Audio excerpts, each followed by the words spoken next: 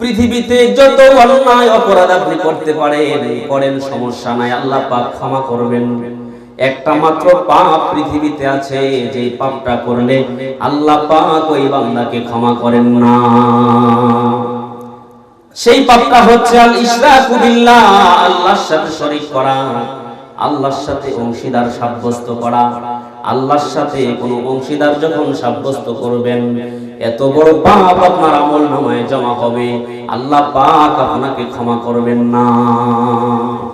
সূরাতুজ জুমারের 65 নম্বর আয়াতে আল্লাহ পাক প্যারা নবী, সরকার নবী, সাইয়্যিদ নবী মুহাম্মদ নবী সাল্লাল্লাহু আলাইহি ওয়াসাল্লাম নবীকে সতর্ক করেন, যে নবীর মতো এত সম্মান পৃথিবীতে আল্লাহ কাউকে দেন নাই, দিবেনও না।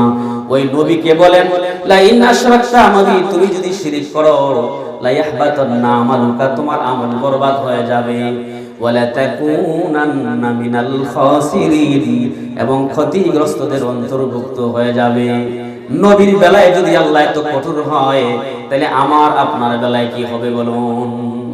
এজন্য নিজেও শিরক করবেন না, সন্তানও যেন শিরক না করে সেদিকে লক্ষ্য রাখতে হবে। প্রয়োজনে সন্তানকে ওয়াজ নসিহত করতে হবে, শিরক না করার তালিম দিতে হবে, শিক্ষা দিতে হবে। এমন একজন বাবার আলোচনা আল্লাহ কুরআনুল কারীমে করেছেন। কুরআনুল কারীমের 31 নম্বর সূরা, সূরাতুল লুকমানে আল্লাহ পাক সূরাতুল লুকমানের 13 নম্বর আয়াতে লুকমান আলাইহিস সালাম তার সন্তানকে বলতেছেন, ইয়া বুনাইয়া, হে বৎস, হে ছেলে, লা তুশরিক বিল্লাহ, আল্লাহর সাথে শিরক করবা না, ইন্নাশ শিরকা লাযুলমুন আযীম, শিরক হচ্ছে চরম জুলম। আমরা ইবাদত করব কার? এ আসমান কার? জমিন কার? আমি কার?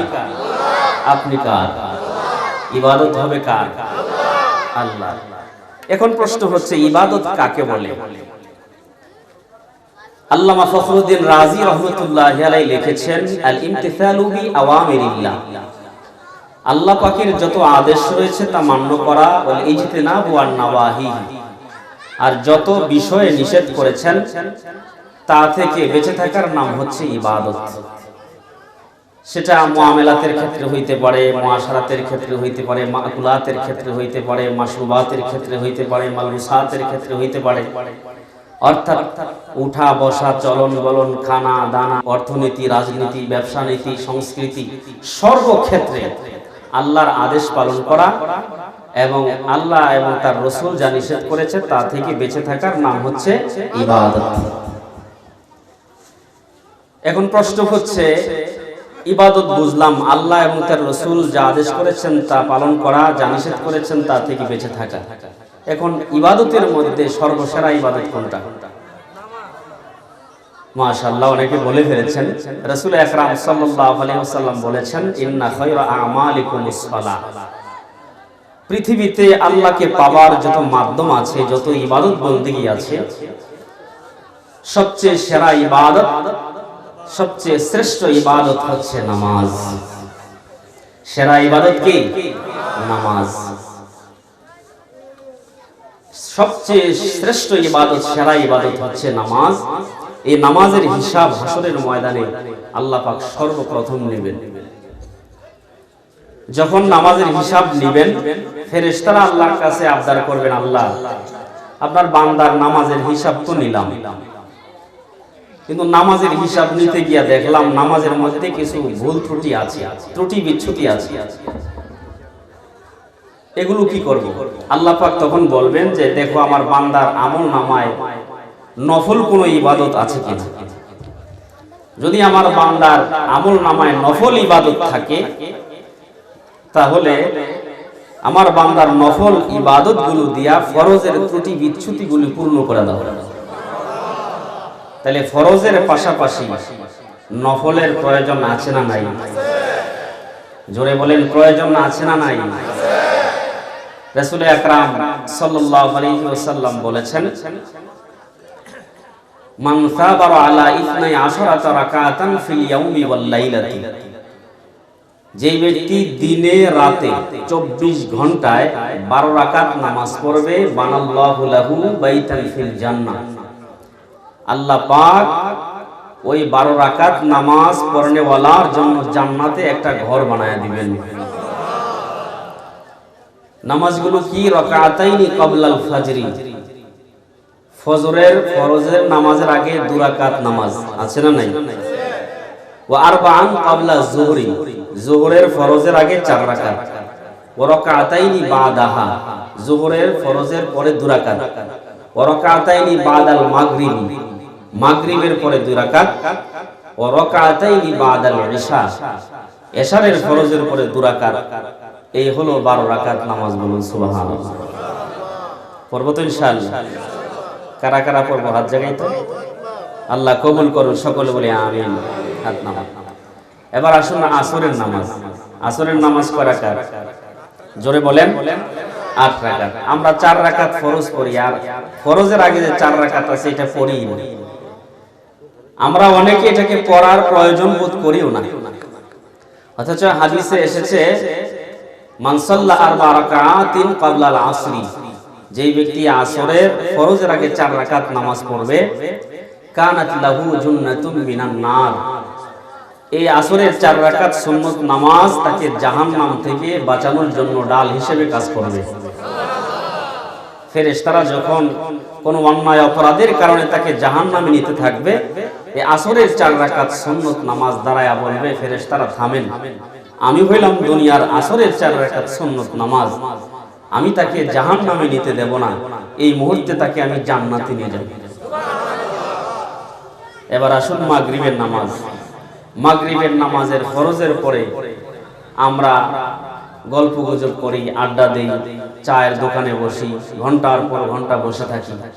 রাসূল আকরাম সাল্লাল্লাহু আলাইহি ওয়াসাল্লাম বলেছেন, মান সাল্লা বাদাল মাগরিবি 6 রাকাতিন, যে ব্যক্তি মাগরিবের নামাজ পড়ে, মাগরিবের নামাজের পরে 2 রাকাত করে 6 রাকাত নামাজ পড়বে। কয় রাকাত? 6 রাকাত। শর্ত আছে হাদিসের মধ্যে একটা, লাম ইয়াতাকাল্লাম ফীমা বাইনাহুন্না বিসুইন উদিলনা লাহু বিইবাদাতি 12 সানা, কোন কথাবার্তা না বলে যে ব্যক্তি 6 রাকাত নামাজ পড়বে, 12 বছর নফল ইবাদত করলে যে পরিমাণ সওয়াব হয়, ওই পরিমাণ সওয়াব বান্দার আমলনামায় আল্লাহ পাক দিয়ে দিবেন। এবার আসুন ফজরের নামাজের পরে। ফজরের নামাজের পরে আমরা যারা কৃষক শ্রেণীর মানুষ আছি, কাজটা যদি নিজের হয় তাহলে অবসর সময়, অল্প সময় বৈশা ব্যক্তিগত কাজ যেহেতু একটু পরে করলেও সমস্যা নেই, কি বলুন ঠিক কিনা? আল্লাহর রাসূল বলেছেন, মান সাল্লাল ফাজরা ফি জামাআতিন, যে ব্যক্তি ফজরের নামাজ জামাতের সাথে পড়লো, সুম্মা কাদা, এরপরে আপন জায়গায় বসে রইল, বসে বসে ইয়াজকুরুল্লাহ, আল্লাহর জিকির করতে থাকলো, হাত্তা তাতলু আশ-শামস, এরপরে সূর্য উদিত হলো, সূর্য উদিত হওয়ার 20 থেকে 23 মিনিট পরে সুম্মা সাল্লা রাকাতাইনি, যেই ব্যক্তি 2 রাকাত নামাজ পড়বে, তার আমল নামায় একটা হজ এবং একটা উমরার সওয়াব দেওয়া হবে। পরবর্তী ইনশাআল্লাহ। এই যে ইবাদত, ফরজ ইবাদতের পাশাপাশি কিছু নফল ইবাদত, এই নফল ইবাদত ফরজ ইবাদত মোটেই নেই। অথচ পৃথিবীতে যত নবী রাসূল এসেছেন, সমস্ত নবী রাসূল এই ইবাদতের প্রতি তার জাতিকে আহ্বান করেছেন, তার উম্মতকে এক আল্লাহর ইবাদতের প্রতি ডাকছেন। এক আল্লাহর ইবাদত করার জন্য উম্মতকে সমস্ত নবী রাসূলরা আহ্বান করেছেন। তার কয়েকটা উদাহরণ আমি পেশ করছি। হযরতে নূহ আলাইহিস সালাম এমন একজন দামি পয়গম্বর, যিনি তার উম্মতকে এক আল্লাহর ইবাদতের প্রতি আহ্বান করেছেন। ওয়ালাকাদ আরসালনা নূহান ইলা কওমিহি ইন্নী লাকুম নাযীরুম মুবিন আল্লা তা'বুদু ইল্লাল্লাহ।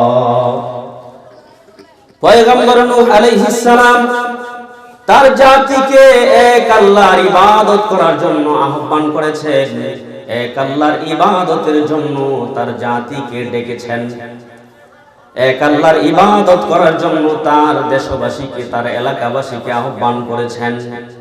একদিন দুদিন নয়, তিনি কতদিন আহ্বান করেছেন। সূরা আল আনকাবুতের 14 নম্বর আয়াতে আল্লাহ পাক বলেছেন, ফালাবিথা ফীহিম আলফা সানাতিন ইল্লা 50 আমা। পয়গম্বর নূহ আলাইহিস সালাম তার জাতিকে একদিন দুদিন নয়, তার জাতিকে 50 কম 1000 বছর আল্লাহ পাকের ইবাদতের জন্য আহ্বান করেছে। তার মানে 950 বছর থেকে তার জাতিকে আহ্বান করেছেন। এমনি ভাবে কোরআনুল কারীমে দেখুন হযরত হুদ আলাইহিস সালাম আল্লাহ পাকের ইবাদতের প্রতি মানুষকে আহ্বান করেছেন।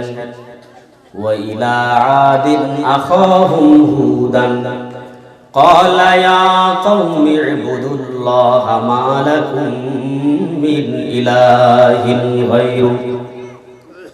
হযরত হুদ আলাইহিস সালাম তার আদ জাতির কাছে এসে বলেছেন, ও আমার আদ জাতি, আমি আল্লাহর পক্ষ থেকে একজন প্রেরিত পয়গম্বর, এক আল্লাহর ইবাদত ব্যতি রেখে ভিন্ন কোনো মাবুদের ইবাদত করা যাবে না।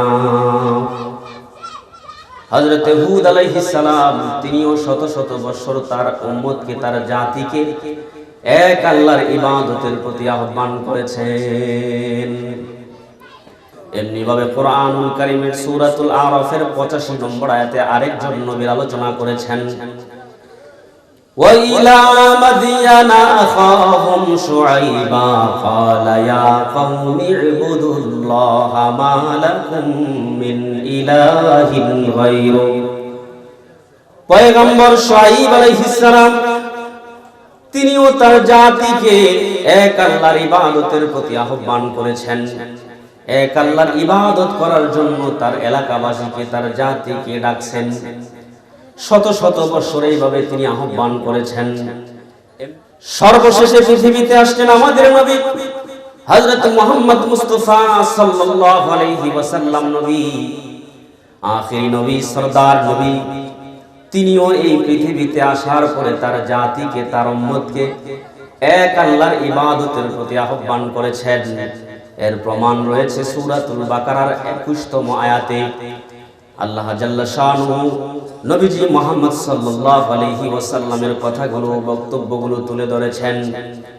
আল্লাহর রাসূল বলেছেন, ইয়া আইয়ুহান নাসু উবুদু রাব্বাকুমুল্লাযী খালাকাকুম ওয়াল্লাযীনা মিন ক্বাবলিকুম লাআল্লাকুম তাত্তাকুন। আল্লাহর নবী এসে বলেছেন, হে মানব জাতি, তোমরা এক আল্লাহর ইবাদত করো, যিনি তোমাদেরকে সৃষ্টি করেছেন, তোমাদের বাপ দাদাদেরকে সৃষ্টি করেছেন। তাহলে এই পৃথিবীতে যত নবী রাসূল এসেছেন, সমস্ত নবী রাসূল তার দেশবাসীকে, তার এলাকাবাসীকে, তার জাতিকে এক আল্লাহর ইবাদতের জন্য আহ্বান করেছেন। আর ইবাদতের মধ্যে সর্বসেরা ইবাদত হলো নামাজ। ঠিক না ঠিক? দুঃখজনক বিষয় হলো নামাজের প্রতি আমাদের কোনো দরদ নাই, নামাজের প্রতি আমাদের কোনো আকর্ষণ নাই, নামাজের প্রতি আমাদের কোনো ভালোবাসা নাই। অথচ এই জমিনে, আসমানের নিচে জমিনের উপরে একদল আশিক ছিল, একদল প্রেমিক ছিল। গভীর রাত যখন হয়ে যাইত, গভীর রাত্রে ঘুম থেকে জাগ্রত হয়ে পবিত্রতা অর্জন করার জন্য পানি তালাশ করত। দেখুন ইব্রাহিম ইবনে আদহাম রাহমাতুল্লাহি আলাইহি গভীর রাত্রে ঘুম থেকে জাগ্রত হয়ে তিনি ঘরে পানি তালাশ করতেছিলেন। পানি তালাশ করে ওযু করবেন, ওযু করে আল্লাহর কুদরতি কদমে সিজদা দিবেন। ঘরের কোথাও তিনি পানি তালাশ করে পান নাই। ওনার জানা আছে পাশে একটা জঙ্গল আছে, ওই জঙ্গলের ভিতরে একটা কুয়া আছে, ওই কুয়াতে পানি আছে। এজন্য তিনি বালতি আর রশি লইয়া জঙ্গলের দিকে যাইতে শুরু করলেন। বালতি রশি লইয়া ওই কূপের ভিতরে বালতিটা ফেললেন। রশি টানতে টানতে যেই মাত্র ওনার কাছে বালতিটা হাতের কাছে আসলো, তাকায় দেখে বালতিতে পানি নাই। রব্বুল ইজ্জাতুল জালাল ওই বালতিতে পানি না দিয়া, রব্বুল ইজ্জাতুল জালাল ওই বালতিটাকে স্বর্ণ দিয়া ভর্তি করে দিছে। ইব্রাহিম ইবনে আদহাম রাহমাতুল্লাহি আলাইহি চোখের পানি ফেলে কান্দে আর বলে, মাওলা, এই গভীর রাত মানুষজন আপন নিবাসে ঘুমায়, পশু পাখি গরু আপন নিরে ঘুমায়, আর আমি চাইছিলাম পবিত্রতা অর্জন করে তোমার কুদরতি কদমে একটু সিজদা দিব। তুমি আমাকে এই সুযোগ না দিয়া আমাকে স্বর্ণ দিয়া ফিরায় দিতে চাও।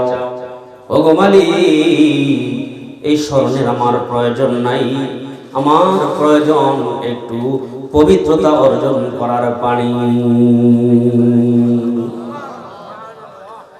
আল্লামা ফরিদউদ্দীন আত্মা রাহমাতুল্লাহি আলাইহি তাজকিরাতুল আউলিয়া নামক কিতাবে লেখেন, আল্লাহর বান্দা স্বর্ণগুলো কূপের ভিতরে ফেলে দিলেন, আবার বালতি রশি ছাড়লেন পানি আনার জন্য। দ্বিতীয়বার যখন রশি টেনে টেনে বালতিটা হাতের কাছে আসে, এবারও তাকায় দেখে এবারও পানি নাই। আমার আল্লাহ পানির পরিবর্তে এবার রূপা দিয়া বালতিটাকে পূর্ণ করে দিয়েছে। ইব্রাহিম ইবনে আদহাম রাহমাতুল্লাহি আলাইহি কান্দে আর বলে, আল্লাহ, চাইছিলাম একটু পবিত্রতার পানি, তুমি তা না দিয়ে রূপা দিয়া ফিরাইয়া দিবার চাও। দরকার নাই, এই রূপার আমার প্রয়োজন নাই, তো এই রূপাগুলো ফেলে দিলেন। তৃতীয়বার বালতি যখন ছাড়লেন, এবার রশি টেনে হাতের কাছে বালতি আনলে, তাকায় দেখে এবার স্বর্ণ রূপার চাইতে দামি মতি দিয়া আল্লাহ বালতিটাকে পূর্ণ করে দিয়েছে।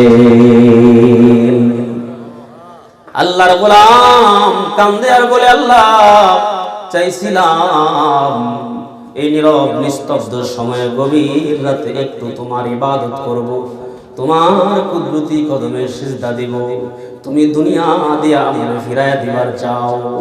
হায় হায়, গভীর রাতে আল্লাহওয়ালাদের কাছে গভীর রাতটা বড় দামি ছিল। রাত্র যখন গভীর হতো, ইবাদত বন্দেগীতে তারা রত হতো। আর বর্তমান যুগে রাত্র যখন গভীর হয়, মানুষের গুনাহের পরিবেশ তত গভীর হয়। কি বলেন, ঠিক না বেঠিক? রাত্র যখন গভীর হয়, গুনাহের পরিবেশে আমরা যাই, গুনাহের পরিবেশ খুঁজি। এজন্য হায়াতের জিন্দেগিতে আপনি ফরজ নামাজের পাশাপাশি নফল ইবাদত বন্দেগী যদি করেন, তো আল্লাহ পাক আপনার জিম্মাদারি তার কুদরতি হাতে তুলে নিবেন। বান্দা যখন মালিকের গোলামি করে, ওই বান্দার জিম্মাদারি আল্লাহ পাক তার কুদরতি হাতে তুলে নেয়।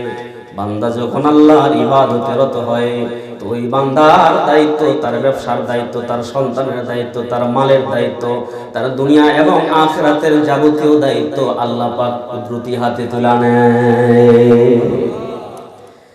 দেখুন, মাসনবী রুমিতে লেখা হয়েছে, শাইবান রাহমাতুল্লাহি আলাইহি কিছু বকরি নিয়ে জঙ্গলে গিয়েছিলেন বকরি চরানোর জন্য। এমন মুহূর্তে আজানের আওয়াজ ওনার কানে ভেসে আসছে। তিনি চিন্তা করেন, আজান তো চলে আসলো, এখন আমার আর বসে থাকা ঠিক হবে না।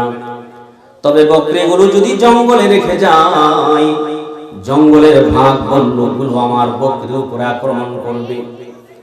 আর যদি নামাজে না যাই, হাসরের ময়দানে আল্লাহর আদালতে কি জবাব দিব? এই বিষয়টাকে সামনে রেখে মুহূর্তের মধ্যে সিদ্ধান্ত নিল, আমার বকরিগুলো জঙ্গলের বাঘ খেয়ে ফেলুক, কোনো দুঃখ নাই, কিন্তু হাসরের ময়দানে আল্লাহর আদালতে আমি আসামি হইতে পারবো না। আমরা হলে কি করতাম? আগে নিজের ব্যক্তিগত কাজগুলো করতাম, তারপরে নামাজ। কি বলুন, ঠিক কিনা? আল্লাহর বান্দা সিদ্ধান্তে উপনীত হলো, আমার বকরিগুলো জঙ্গলের হিংস্র ভাগ বলল খেয়ে ফেলুক, আমার কোনো আফসোস নাই, কিন্তু হায়াতের জিন্দেগিতে মালিকের ইবাদত না করে আল্লাহর আদালতে আসামি হইতে পারবো না। এই জন্য গাছ থেকে একটা মরা ডালা হাতে লইয়া বকরিগুলো যেই চারণ ভূমিতে ঘাস খাইতেছিল, ওই চারণ ভূমির চতুর্দিকে একটা গোল দাগ দিতেছে, হামচুরি শাইবানের আইমি কাশির। हम चुनी शैबाने राई कशीदे गिरदे बोर गिरदे मा खत्ते पदीदे गिरदे बोर गिरदे मा खत्ते पदी। আল্লাহর বান্দা বকরির চতুর্দিকে একটা গোল রেখা টাইনা যেদিক থেকে আযানের আওয়াজ তার কানে আসছিল, আল্লাহর বান্দা নামাজ পড়ার জন্য ওই দিকে রওনা হয়ে গেল। চুপ জুমামি শুধু ওয়াক্তে নামাজ, চুপ জুমামি শুধু ওয়াক্তে নামাজ, তানা ইয়াদ গির গয়া যা তরকে তাজ। যেদিক থেকে আযানের আওয়াজ আল্লাহর বান্দার কানে এসে পৌঁছেছিল ওই দিকে রওনা হয়ে গেছে। ধীরস্থিরতার সাথে নামাজ আদায় করে উনি যখন আবার জঙ্গলের দিকে আসলো, তাকায় দেখে আশ্চর্য এক ঘটনা। হিচে গেরে গে দরনা রফতে আন্দাজে আব, হিচে গেরে গে দরনা রফতে আন্দাজে আব, উসে পান্দে হাম না গশতে জানা শাহ। জঙ্গলের ভিতরে প্রবেশ করে আল্লাহর বান্দা তাকায় দেখে বকরিগুলো চতুর্দিকে ভাগ বল্লুক দাঁড়িয়ে আছে, নির্বিঘ্নে নির্ভয়ে বকরিগুলো চারণ ভূমিতে ঘাস খাইতেছে। একটা ভাগ বল্লুক বকরিগুলোর উপরে আক্রমণ করে না, আর বকরিগুলো কোনো ভাগ বল্লুককে ভয় পায় না, ডরায় না। আল্লামা জালালউদ্দিন রুমি রহমাতুল্লাহি আলাইহি লিখেছেন, বাদেহের সে গির গে वो फिर से गुसांद, বাদেহের সে গির গে वो फिर से गुसांद, दायरा मर्दे खुदा रा बूद बंद। আল্লাহর বান্দা আল্লাহর ইবাদত করতে চলে গেছে, আর এই বকরিগুলোর দায়িত্ব আল্লাহ পাক তার কুদরতি হাতে তুলে নিছে। তার মানে বকরিগুলো আর ভাগ বল্লুকগুলোর মাঝে একটা কুদরতি দেয়াল আল্লাহ পাক সৃষ্টি করে দিয়েছেন, যে দেয়ালটা টপকায়া ভাগ বল্লুকগুলো বকরিগুলোর উপরে আক্রমণ করতে পারছে না। আর দেয়াল যেহেতু আছে, ভাগ বল্লুকগুলো যেহেতু আসতে পারতেছে না, এজন্য বকরিগুলো তাদেরকে কোনো ভয় পাচ্ছে না, নির্বিঘ্নে নির্দ্বিধায় ঘাস খাইতেছিল। বলুন সুবহানাল্লাহ। বান্দার বকরির জিম্মাদারি নেই, সে মালিক আছে না নাই? ইমানি আওয়াজ তুলে বলুন, সে মালিক আছে না নাই? এজন্য আমার মুসলমান ভাইরা হায়াতের জিন্দেগিতে সেই মালিকের ইবাদত যখন করব, বন্দেগী যখন করব, আমার জিম্মাদার, আমার হায়াতের জিম্মাদার, আমার সন্তান সন্ততি, আমার ব্যবসা বাণিজ্য, আমার দুনিয়া আখিরাত সব কিছুর জিম্মাদার হয়ে যাবেন কে? সব কিছুর দায়িত্ব নিয়ে যাবেন কে? এজন্য হায়াতের জিন্দেগিতে যতটা মুহূর্ত বেঁচে থাকবো, এক নম্বর নির্দেশ হলো আল্লাহ পাকের ওয়াবুদুল্লাহ। বান্দা, যতটা মুহূর্ত তুমি জমিনে বেঁচে থাকবে, ততটা মুহূর্ত তুমি আমি আল্লাহর ইবাদত করবে। ইবাদত করব কার? দুই নম্বর নির্দেশ আল্লাহ পাক দিয়েছেন, ওয়ালা তুশরিকু বিহি শাইআ, আমি আল্লাহর সাথে কাউকে শরীক করবা না। এক নম্বর নির্দেশ হচ্ছে আমি আল্লাহর ইবাদত করো। দুই নম্বর নির্দেশ হচ্ছে, দুই নম্বর আদেশ হচ্ছে আমি আল্লাহর সাথে কাউকে শরীক সাব্যস্ত করবা না। আল্লাহর সাথে অংশীদার সাব্যস্ত করা ভালো না খারাপ? জোরে বলেন, ভালো না খারাপ? রব্বুল ইজ্জাতুল জালাল পৃথিবীতে যত অন্যায় অপরাধ আপনি করতে পারেন করেন, সমস্যা নাই, আল্লাহ পাক ক্ষমা করবেন। একটা মাত্র পাপ পৃথিবীতে আছে, যে পাপটা করলে আল্লাহ পাক ওই বান্দাকে ক্ষমা করেন না। সেই পাপটা হচ্ছে আল ইশরাকু বিল্লাহ, আল্লাহর সাথে শরীক করা, আল্লাহর সাথে অংশীদার সাব্যস্ত করা। আল্লাহর সাথে কোনো অংশীদার যখন সাব্যস্ত করবেন, এত বড় পাপ আপনার আমলনামায় জমা হবে, আল্লাহ পাক আপনাকে ক্ষমা করবেন না। আমার মুসলমান ভাইরা, এজন্য হায়াতের জিন্দেগিতে যেন এমন শিরকের গুনাহ আমার আপনার আমলনামায় না থাকে, সেদিকে সব সময় লক্ষ্য রাখতে হবে। ঠিক না রে? শিরক করলে কত ধরনের ক্ষতি হইতে পারে কোরআন হাদিসে অনেক আলোচনা আছে। আমি 4-5টা মোটা মোটা 4-5টা কথা আমি আপনাদেরকে শোনাই। কেউ যদি আল্লাহর সাথে অংশীদার সাব্যস্ত করে, তাহলে তার 1 নম্বর ক্ষতি, তার 1 নম্বর ক্ষতি হচ্ছে আল্লাহ পাক তাকে ক্ষমা করবেন না। কি করবেন না? জোরে বলেন, কি করবেন না?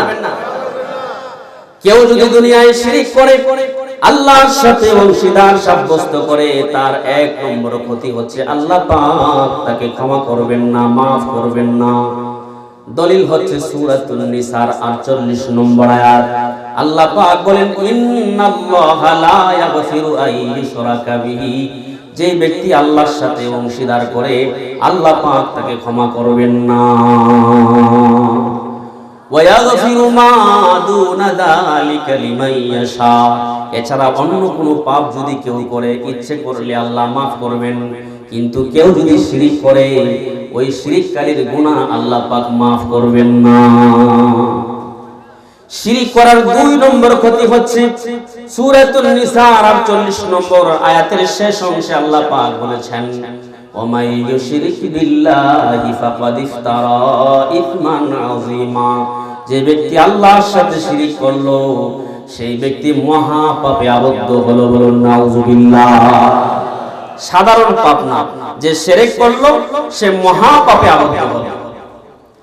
শিরিক করার 3 নম্বর গুনাহ হলো, 3 নম্বর ক্ষতি হলো, কেউ যদি আল্লাহ পাকের সাথে অংশীদার সাব্যস্ত করে শিরিক করে, তার কি হইতে পারে? 3 নম্বর ক্ষতি হচ্ছে, কোরআনুল কারীমে আল্লাহ পাক ইরশাদ করেছেন, ওয়া মাইয়ুশরিক বিল্লাহি ফাকাদ দাল্লা দালালাম বাঈদা, যে ব্যক্তি আল্লাহর সাথে শরীক করবে সে গোমরাহির চূড়ান্ত সীমানায় পৌঁছে যাবে। বলুন নাউযুবিল্লাহ। এটা সূরাতুন নিসার 116 নম্বর আয়াত।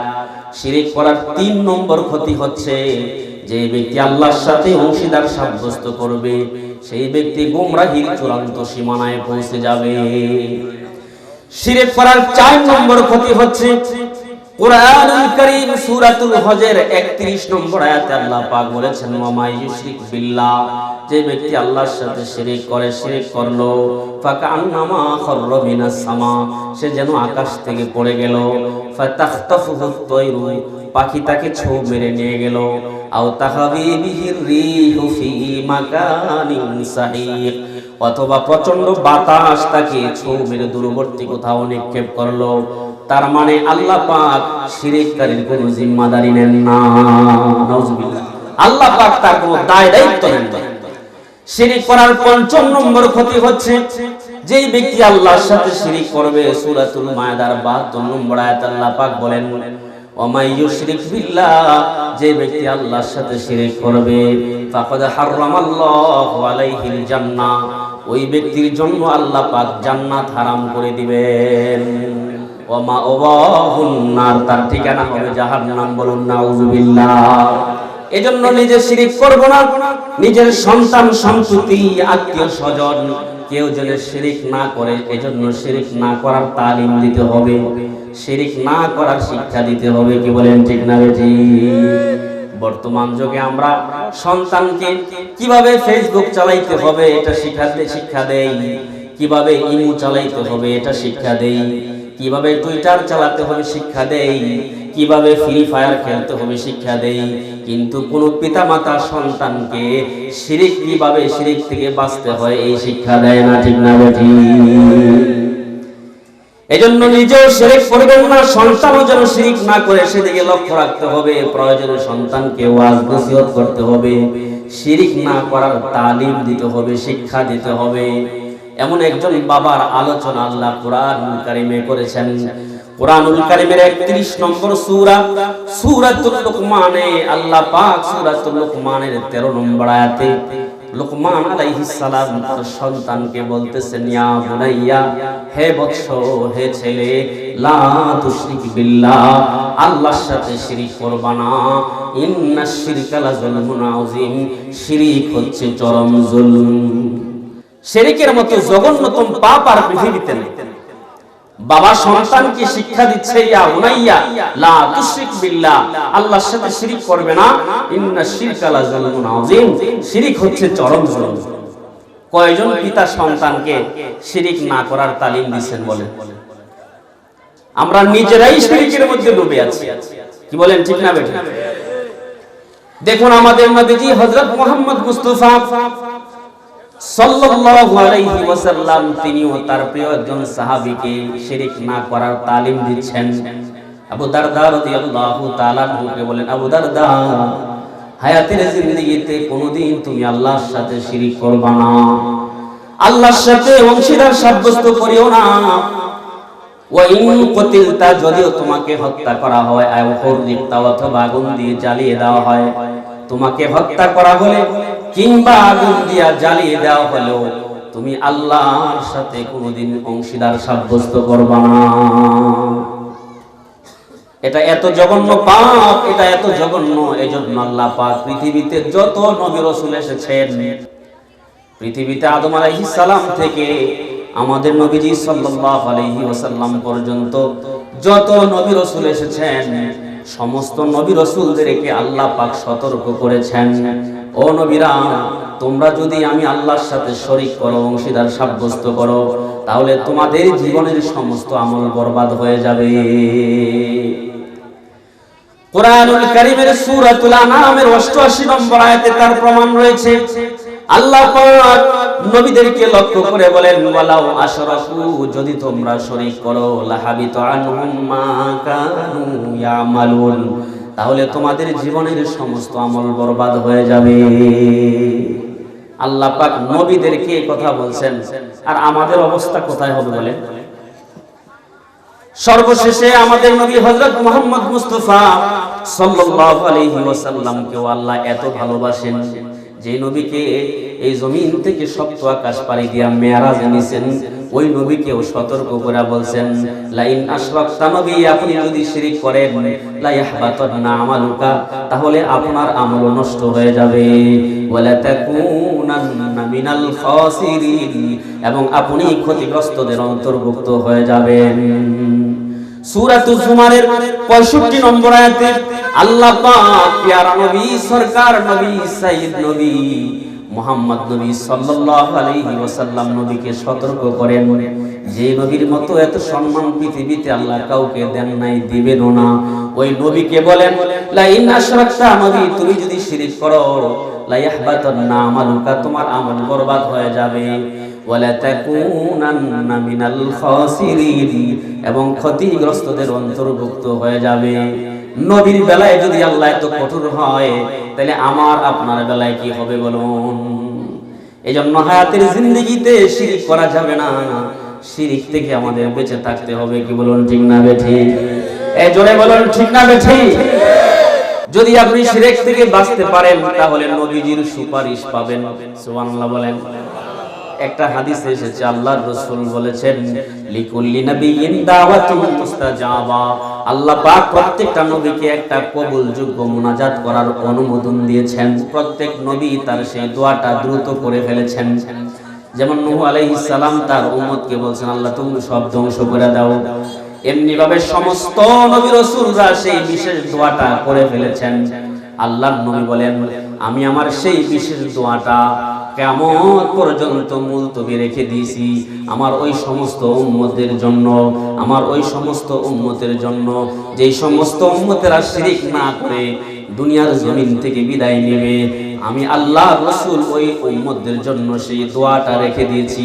হাসরের ময়দানে শিরক না করে মারলে, শিরক না করে কবরে ঢুকলে, আমি নবী তাদেরকে সুপারিশ করব।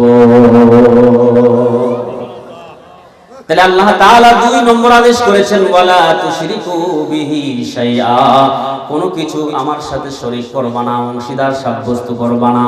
তাহলে 2 নম্বর আদেশ, আল্লাহর সাথে শরীক করা যাবে। জোরে বলেন, শরীক করা যাবে? আল্লাহর সাথে শরীক করা যাবে না। এখন প্রশ্ন হচ্ছে, হুজুর, আল্লাহর সাথে কোন কাজ করলে শরীক হয় জানার দরকার আছে না নাই? মোটা মোটা 3টা কথা আমি আপনাদেরকে বলি, আশা করি বুঝা ফেলবেন। আল আকিলু তাকফিহিল ইশারা, বুদ্ধিমানের জন্য ইশারাই যথেষ্ট, আর বোকা মানুষকে ধাক্কাইলে তো বুঝবে না। কি বলুন, ঠিক কিনা? তার মধ্যে 1 নম্বর হলো আশরিকু বিল ওয়াহদানিয়াতি, আল্লাহর একত্ববাদের সাথে অংশীদার সাব্যস্ত করা। তার মানে আল্লাহ একজন। আল্লাহ কয়জন? এই আল্লাহ এক, একের জায়গায় যদি ভিন্ন কোনো আল্লাহকে কেউ মানে, কেউ স্বীকার করে, তাহলে সে শিরকে লিপ্ত হলো। এমন শিরকে লিপ্ত হলে আল্লাহ তারে ক্ষমা করবেন না। আল্লাহ পাক তার জন্য জান্নাত হারাম করে দিয়েছেন। বলুন নাউজুবিল্লাহ। আল্লাহ কয়জন? এজন্য বলুন আল্লাহ কয়জন? ভিন্ন কোন আল্লাহ যদি থাকতো, দ্বিতীয় কোন যদি আল্লাহ থাকতো, তাহলে আসমান জমিন ঠিক থাকতো না, এগুলো ভেঙে চুরমার হয়ে যেত। কুরআনুল কারীমে আল্লাহ পাক বলেছেন, লাউ কানা ফীহিমা আলিহাতুন ইল্লাল্লাহু লাফাসাদাতা, এক আল্লাহ ছাড়া ভিন্ন কোন আল্লাহ যদি থাকতো, তো আসমান জমিন ভেঙে চুরমার হয়ে যেত। কি বলেন ঠিক না বেঠিক? এক আল্লাহ কইতো আজকে বাজারে মাহফিল হবে, আরেক আল্লাহ কইতো বাজারে কোনো মাহফিল নাই। কি বলেন ঠিক না বেঠিক? তাহলে দুই আল্লাহ মিল্লা মারামারি করতে, ঠিক না বেঠিক? এক আল্লাহ ছাড়া কোনো ভিন্ন আল্লাহ আছে? একে বলে আশরিকু বিল ওয়াহদানিয়াতি, এক আল্লাহ ছাড়া ভিন্ন কোনো আল্লাহ নাই। এই জায়গায় যদি ভিন্ন কোনো আল্লাহকেও মানে, তাহলে সে শিরকে লিপ্ত হলো। এমন ব্যক্তিকে আল্লাহ ক্ষমা করবেন না, জান্নাত দিবেন না। এমন ব্যক্তির উপরে আল্লাহ লানত, বলুন নাউজুবিল্লাহ। দুই নম্বর হলো আশরিকু বিআফআলিল্লাহ, আল্লাহর কাজকর্মের মধ্যে শিরক করা। রিজিকের মালিক কে? হায়াতের মালিক কে? সব কিছুর মালিক আল্লাহ। আপনি যদি মনে করেন আমার রিজিক দেয় আমার বাবা, আমার রিজিক দেয় আমার ওই সৈয়দের পোলাটা, বিদেশ থেকে রিজিক পাঠায়, আমি পয়সা পয়সা খাই, তাহলে শিরক হবে কি হবে না? কুরআনুল কারীমে আল্লাহ পাক বলেছেন, ওমা মিন দাব্বাতিন ফিল আরদি ইল্লা আলাল্লাহি রিজকুহা, পৃথিবীতে যত বিচরণশীল প্রাণী আছে, সমস্ত বিচরণশীল প্রাণীর রিজিকের দায়িত্ব কার হাতে? তাহলে হায়াতের মালিক কে? কেউ হয় হায়াত দিতে পারবে, রিজিকের মালিক কে? কেউ রিজিক দিতে পারবে। এই সমস্ত আসবাবপত্র যেগুলো আল্লাহ দেয়, এগুলো যদি মনে করেন যে আমার পীর বাবাও দেয়, সন্তান দেওয়ার মালিক কে?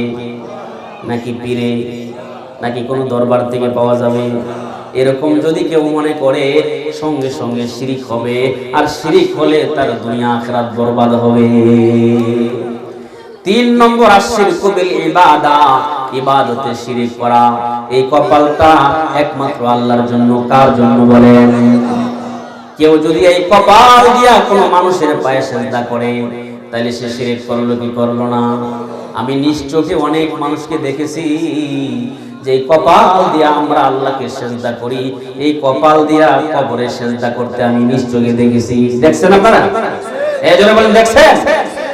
কেউ যদি এই কপাল দিয়া আল্লাহকে সিজদা না দিয়া কোনো মাখলুককে, গাছের, মাছের, পাথরকে, চন্দ্রকে, সূর্যকে, পীরকে, কবরকে, কেউ যদি এমন কোন জায়গায় সিজদা দেয়, এই সিজদাটা শুধুমাত্র আল্লাহর জন্যই দেওয়া উচিত। এছাড়া ভিন্ন কোন জায়গায় যদি কেউ কপাল ঠেকায়, সঙ্গে সঙ্গে সে মুশরিক হবে, সাথে সাথে সে বেঈমান হয়ে যাবে। কি বলেন ঠিক না ঠিক? তাহলে আল্লাহ পাকের দুই নম্বর আদেশ হলো শিরিক করা যাবে। জোরে বলেন শিরিক করা যাবে। তিন নম্বর আদেশ হলো ওয়াবিল ওয়ালিদাইনি ইহসানা, পিতামাতার উপর ইহসান করো। পিতামাতা আছে না নাই? অনেকের মা নাই, অনেকের বাবা নাই, কবরে চলে গেছে। আবার এখানে আমরা যারা আছি এমন মানুষও আছে মাও নাই বাবাও নাই। কি বলেন ঠিক না বেঠিক? আমার মুসলমান ভাইরা, পিতামাতার প্রতি ইহসান করা। এখন প্রশ্ন হচ্ছে ইহসান কেমনে করে? পিতামাতার সাথে ইহসান কেমনে করব? আল্লাহ পাক নিজেই 5টা ব্যাখ্যা করেছেন। কয়টা ব্যাখ্যা করেছেন? ইহসানের 5টা ব্যাখ্যা আল্লাহ পাক করে দিয়েছেন। তার মধ্যে 1 নম্বর হলো ইম্মা ইয়াবলুগান্না ইনদাকাল কিবারা আহাদুহুমা আও কিলাহুমা ফালা তাকুল লাহুমা উফ।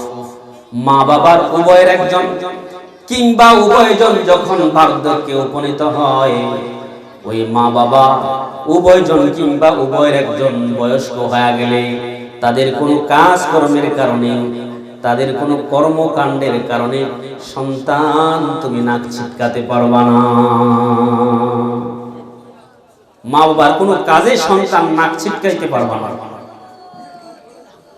মা বাবা এমন দৌলত, আর মা বাবা সন্তানকে এমন ভালোবাসে, পৃথিবীর কোনো মানুষ যদি আপনাকে ভালোবাসে, মহব্বত করে, বুঝবেন সেই ভালোবাসায় কোনো না কোনো স্বার্থ লুকায়িত আছে। একমাত্র মা জন্মদাতা বাবা সন্তানকে যে ভালোবাসে নিঃস্বার্থের ভালোবাসা, এই ভালোবাসার মধ্যে কোনো ভেজাল নাই। আম্মা জান আয়েশা রাদিয়াল্লাহু তাআলা আনহা বলেন, নবী গো, পৃথিবীতে কোনো মা সন্তানকে যেন নিঃস্বার্থে ভালোবাসে, এই চিত্রটা আমি আজ দেখেছি। আল্লাহর নবী কো আয়েশা, মা সন্তানকে নিঃস্বার্থের ভালোবাসে কেমনে তুমি দেখলা? কই আমি দুইটা খেজুর নিয়ে ইফতার করতে বসছিলাম, এমন মুহূর্তে একজন ভিখারি আয়েশা ডাক দিছে, ঘরে কে আছো মা? আজকে 3 দিন যাবত অনাহারে আছি, না খেয়ে আছি, আমাকে একটু খাবার দাও। আমি আমার খাদেমাকে বললাম, খাদেমা যা খেজুরটা, একটা খেজুর ওই ভিখারির হাতে দিয়ায়। খাদেমা যখন একটা খেজুর ভিখারির হাতে দিল, ভিখারি খেজুরটা মুষ্টিবদ্ধ করে একটা দৌড় দিছে। আমি ঘর থেকে তাকায় দেখলাম মহিলাটা দৌড়াচ্ছে বহুদূর পর্যন্ত, দৌড়াইয়া একটা জায়গায় গিয়া থামছে। ও গো নবীজি, আমি তাকায় দেখলাম ওই দূরবর্তী জায়গায় মহিলার দুটো সন্তান মাটিতে ক্ষুধার জ্বালায় গড়াগড়ি করতেছে। মা খেজুরটা লইয়া দুটা সন্তানকে মাটির থেকে উঠাইয়া একটা খেজুর 2 ভাগ কইরা দুটা সন্তানের মুখে তুলা দিছে। 3 দিনের অনাহার মা খেজুর থেকে সামান্য খায় নাই। ওগো আল্লাহর নবী, এই দৃশ্য দেখে আমি সহ্য করতে পারি নাই। সঙ্গে সঙ্গে আমি খাদেমাকে বললাম, খাদেমা যাও যাও, দ্বিতীয় খেজুরটাও তুমি দিয়ে আসো। আমার খাদেমা যখন দ্বিতীয় খেজুরটাও দিয়ে আসলো, আমি তাকায় দেখলাম ওই মা সন্তানগুলোকে দ্বিতীয় খেজুরটাও 2 ভাগ করে খাওয়ায়া দিছে। মা তখনও খাবার খায় নাই, দ্বিতীয় খেজুর থেকেও মা মুখে দেয় নাই। এজন্য আমি বুঝলাম, দুনিয়ায় কেউ কাউকে ভালোবাসলে মায়ের মতো হয় না। এমন নিঃস্বার্থের ভালোবাসা আর কোথাও পাওয়া যায় না। কি বলেন, ঠিক না ঠিক? তাহলে নিঃস্বার্থের ভালোবাসা একমাত্র মায়ের কাছে আছে। এজন্য আল্লাহর রাসূল সাহাবীদেরকে বলতেন, এক সাহাবী গিয়ে বলেন, নবী গো, আপনি আমাকে যুদ্ধে যাবার অনুমতি দেন, হিজরত করার অনুমতি দেন। আল্লাহর রাসূল বলেন, তোমার কি মা বাবার কেউ আছে? কয়, হ্যাঁ, আমার মা বাবা আছে। কয়, ফারজি ইলা ওয়ালিদাইকা, তুমি তোমার মা বাবার কাছে চলে যাও। ফাহসিন সুহবাতাহুমা, তুমি তোমার মা বাবার কাছে গিয়া তাদের সাথে সুন্দর আচরণ করো। কারণ মা বাবা এমন দামি দৌলত, মা বাবা যদি নেক দোয়া করে সেটাও আল্লাহ কবুল করে, মা বাবা যদি বদ দোয়া করে সেটাও কবুল করেন কে? যেমন এক মা মুসাল্লায় বসে দোয়া করতেছেন, আল্লাহ আমার সন্তান 2 চোখের আন্ধা, এই 2 চোখের আন্ধা তোমার আসমান জমিন গ্রহ রবি চন্দ্র নক্ষত্র কিছুই দেখে না, আমার সন্তানের চোখে তুমি আলো দান করো। মা তখনও মুনাজাত শেষ করে নাই, মা তাকায় দেখে মায়ের দোয়ার বরকতে আল্লাহ পাক সন্তানের চোখে আলো দান করছে। তাহলে মায়ের দোয়া কাজে লাগে না? জোরে বলেন, লাগে কি লাগে না? মা যদি বদদোয়া করে সেটাও কবুল করেন কে? যেমন হাদিসে নবীজি সাল্লাল্লাহু আলাইহি ওয়াসাল্লাম বলেছেন, বনি ইসরাইলের এক লোক বড় আবেদ ছিল, ইবাদত বন্দেগী করার জন্য আলাদা করে একটা ঘর বানায় নিছে। একদিন মা যাইয়া ঘরের সামনে ডাকতেছে, ইয়া জুরাইজ, এরে জুরাইজ, তুমি ঘরে আছো নি? জুরাইজ রাহমাতুল্লাহি আলাইহি তখন নামাজে বসা ছিল। তিনি চিন্তা করেন, আমি কি মায়ের ডাকে সাড়া দিব নাকি নামাজ পড়বো? ইয়া রব্বি উম্মি ওয়া সালাতি, ও গো রব, আমার নামাজ আমার মা। তিনি সিদ্ধান্ত নিলেন, মায়ের ডাকে একটু পরে সাড়া দিব, আগে নামাজটা শেষ করি। তিনি নামাজ পড়তে পড়তে মা চলে আসছেন। 1 দিন 2 দিন 3 দিন মা না পাইয়া, 3য় দিন মা সন্তানকে ডাইকা না পাইয়া ছোট্ট করে একটা বদদোয়া দিছে, হে জুরাইজ, তোমাকে 1 দিন 2 দিন 3 দিন ডাকলাম, কোনো সারা শব্দ দিলা না, কোনো অসতীর নারীর চেহারা না দেখা যেন তোমার আল্লাহ মরণ না দেয়। মার এই সামান্য বদদোয়া হাদিসের শেষ প্রান্তটা শোনাই। কিছুদিন পরে একজন মহিলা কোলে একটা বাচ্চা লয়া এলাকায় ঘুরে আর বলে, ও এলাকার লোকেরা শোনো, এই যে আমার কোলে বাচ্চাটা দেখতে পাচ্ছ, এটা জুরাইজের সন্তান। মুহূর্তের মধ্যে এই সংবাদ সারা দেশে পৌঁছে গেলে বনি ইসরায়েলের লোকেরা কিছু লোক পাঠাইছে, যাও ইহদিমু সাওমাতাহু, এই আবেদের ঘরটা ভাঙিয়া দিবা, মাটির সাথে ঘুরাইয়া দিবা, ওয়া আতুনি বিহি, এবং তার কোমরে শিকল লাগায়া আমাদের কাছে নিয়ে আসবা। নিয়ে যাওয়া বলে জিজ্ঞাসা করে, জুরাইজ, তোমাকে মনে করছিলাম তুমি সবচাইতে বড় আবেদ, সবচাইতে পরহেজগার, তোমার দ্বারা এমন কাজটা কেমনে হইল? এখন যদি উনি কিছু বলতে চায় কেউ শুনবে না, কারণ অপরাধী হয়ে গেছে। এবার জুরাইজ রাহমাতুল্লাহি আলাইহি বলেন, ও বনি ইসরাইল লোকেরা, তাহলে বাচ্চাটাকে নিয়ে আসো, আমি বাচ্চাটাকে জিজ্ঞাসা করি তার বাবার পরিচয় কি। পৃথিবীতে 3 জন বাচ্চা শিশু অবস্থায় কথা বলছেন। একটা হচ্ছে ঈসা আলাইহিস সালাম, দুগ্ধ পান করে ওই সময় কথা বলছেন। দ্বিতীয় হচ্ছে এই হাদিসে যিনি এই জুরাইজের সাক্ষী দিয়েছেন এই বাচ্চা। তৃতীয় এই হাদিসের শেষে আরেকটা বাচ্চার কথা আছে। এই 3টা শিশু বাচ্চা কোলের দুগ্ধ পান করাকালীন কথা বলছে। বলুন সুবহানাল্লাহ। বাচ্চাটাকে আনা হলে হাদিসে আসছে ফাতানা ফি বাতনিহি, বাচ্চার পেটে খোসা দিয়া জিজ্ঞাসা করতেছে, ইয়া গোলাম মান আবুকা, হে বৎস বলো তোমার বাবার নাম কি? বাচ্চাটা পরিষ্কার ভাষায় জবাব দিল, ও বনি ইসরাইল লোকেরা শোনো, ফুলানুল আই, আমার বাবা হচ্ছে অমুক রাখাল। এবার বনি ইসরাইলের বুঝতে বাকি নাই, এতক্ষণ ওনার সাথে যা করা হয়েছে সব অন্যায় করা হয়েছে। এখন বলতেছে, ও জুরাইজ শোনো, আতাজালু সাওমাতাকা মিন যাহাবিন, আমরা কি তোমার ইবাদতখানাটা স্বর্ণ দিয়ে বানায় দিব নাকি রূপা দিয়ে বানায় নিতে চাও? তুমি যেমনে কো এমনি বানায় দিব। আর তখন যা আচরণ তোমার সাথে করছি সবগুলোই আমরা খারাপ করেছি, তুমি কিভাবে ঘরটা বানায় নিতে চাও? জুরাইজ রাহমাতুল্লাহি আলাইহি বলেন, রুদ্দুহা কামা কানাত, স্বর্ণ রূপার ঘরের আমার দরকার নাই, আমার ঘরটা যেমন মাটির ছিল এমন হলেই চলবে। তবে আমার এই পরিস্থিতি কেন হলো, এই হাকিকতটা আমি শোনাইতে চাই। আমার কেন এই অবস্থা হলো, আমি কেন এত লাঞ্ছিত হলাম, আমি কেন এত অপমানিত হলাম, তোমরা এই হাকিকতটা শোনো। কই সেটা আবার কি?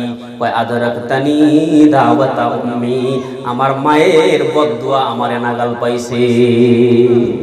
3 দিন ডাইকা আমার মা আমারে পায় নাই, একটু বদদুয়া দিছিল, অন্য কিছু না। এত অপমানিত লাঞ্ছিত হওয়ার সবচেয়ে বড় কারণ হলো মায়ের বদদুয়া।